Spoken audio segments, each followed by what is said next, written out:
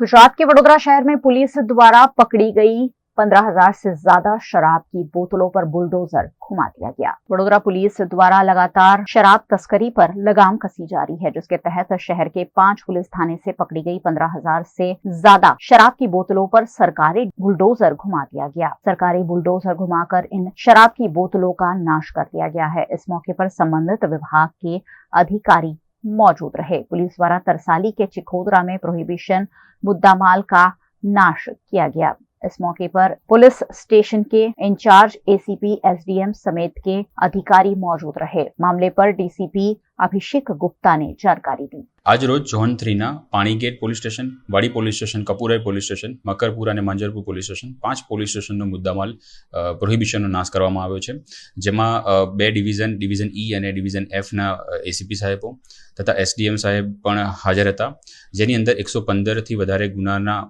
કામે 15,000થી પણ વધારે બોટલોનો નાશ કરવામાં આવ્યો છે, જેની કુલ મુદ્દામાલની કિંમત જોવા જઈએ તો 33,44,000થી પણ વધારે થાય છે, જેમાં છેલ્લા 1-2 વર્ષનો મુદ્દામાલ વધારે હતો અને અમુક પોલીસ સ્ટેશનમાં થોડો જૂનો મુદ્દામાલ છે, જેમાં કોર્ટમાંથી મંજૂરી મળી ગઈ હતી અને જેના આધારે તેનો આજે નાશ કરવામાં આવ્યો છે।